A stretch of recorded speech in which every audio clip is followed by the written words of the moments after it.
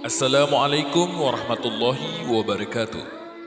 Kembali lagi di channel Sang Penerang. Kali ini kita akan bahas tentang kisah Jad, pria Yahudi mengislamkan jutaan orang. Jad adalah seorang pria keturunan Yahudi. Di pertengahan hidupnya, ia memeluk agama Islam. Setelah bersyahadat, ia mengubah namanya menjadi Jadullah Al-Qur'ani. Jad pun memutuskan hidupnya untuk berkhidmat dalam dakwah Islamiyah. Dia berdakwah ke negara-negara Afrika dan berhasil mengislamkan jutaan orang. Sejatinya, Ibunda Jadullah adalah Yahudi fanatik, seorang dosen di salah satu lembaga tinggi. Namun di tahun 2005, 2 tahun setelah kematian Jadullah, ibunya memeluk agama Islam. Ibunda Jadullah menuturkan putranya menghabiskan usianya dengan berdakwah. Dia mengaku telah melakukan beragam cara untuk mengembalikan putranya pada agama Yahudi, namun selalu gagal. Mengapa seorang Ibrahim yang tidak berpendidikan dapat mengislamkan putraku? Ujar sang ibu terheran-heran. Sedangkan dia yang berpendidikan tinggi tak mampu menarik hati putranya sendiri kepada agama Yahudi. Kisah Jad dan Ibrahim. 50 tahun lalu di Prancis, Jad bertetangga dengan seorang pria Turki berusia 50 tahun. Pria tersebut bernama Ibrahim. Ia memiliki toko makanan yang letaknya di dekat apartemen tempat keluarga Jad tinggal. Saat itu, usia Jad baru 7 tahun. Jad seringkali membeli kebutuhan rumah tangga di toko Ibrahim.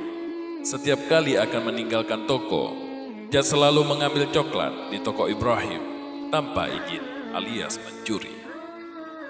Pada suatu hari, Jad lupa tak mengambil coklat seperti biasa. Tiba-tiba, Ibrahim memanggilnya dan berkata bahwa Jad melupakan coklatnya. Tentu saja Jad sangat terkejut karena ternyata selama ini Ibrahim mengetahui coklatnya dicuri. Jad tak pernah menyadari hal tersebut.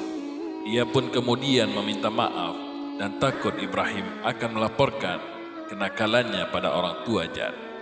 Tak apa, yang penting kamu berjanji tidak akan mengambil apapun tanpa izin. Lalu setiap kali kamu keluar dari sini, ambillah coklat itu, semua milikmu, ujar Ibrahim. Jad pun sangat gembira. Waktu berlalu, tahun berubah. Ibrahim yang seorang muslim menjadi seorang teman, bahkan seperti ayah bagi Jad, si anak Yahudi. Sudah menjadi kebiasaan Jad, ia akan berkonsultasi pada Ibrahim setiap kali menghadapi masalah. Dan setiap kali Jad selesai bercerita, Ibrahim selalu mengeluarkan sebuah buku dari laci lemari, memberikannya pada Jad dan menyuruhnya membuka buku tersebut secara acak. Saat Jad membukanya, Ibrahim kemudian membaca 2 lembar dari buku tersebut kepada Jad dan memberikan saran dan solusi untuk masalah Jad. Hal tersebut terus terjadi. Hingga berlalu 14 tahun, Jad telah menjadi seorang pemuda tampan berusia 24 tahun. Sementara Ibrahim telah berusia 67 tahun. Hari kematian Ibrahim pun tiba. Namun, sebelum meninggal, dia telah menyiapkan kotak berisi buku yang selalu dia baca acap kali Jad berkonsultasi.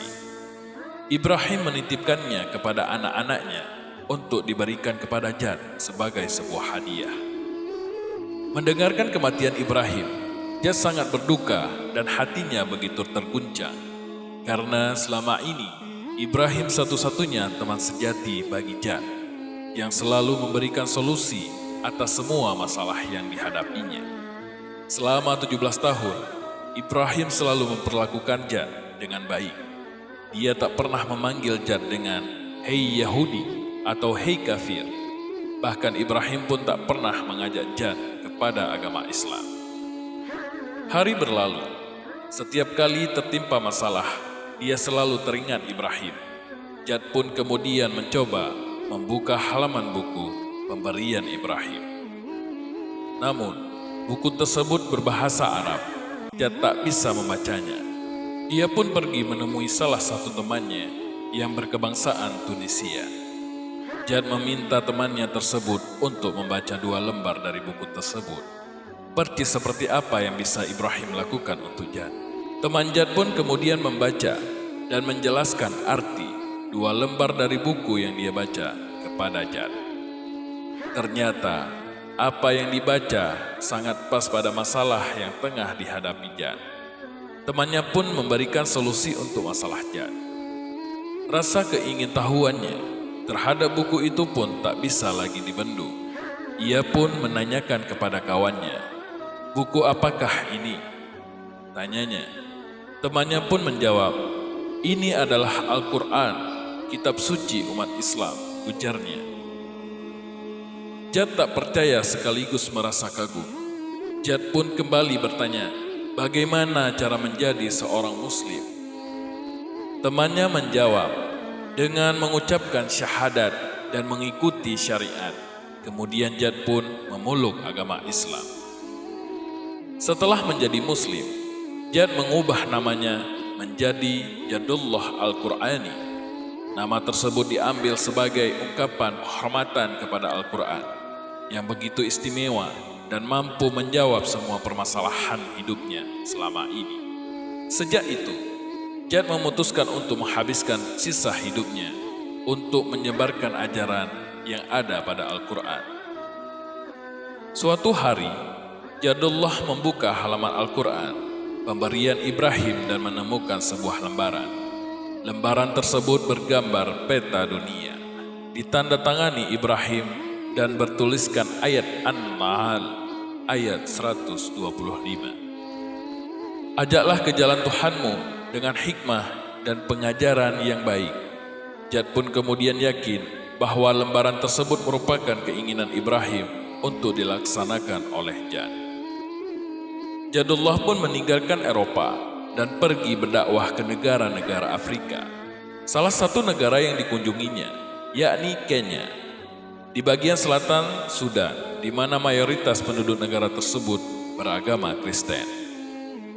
Jadullah berhasil mengislamkan lebih dari 6 juta orang dari suku Zulu. Jumlah ini hanya dari satu suku tersebut.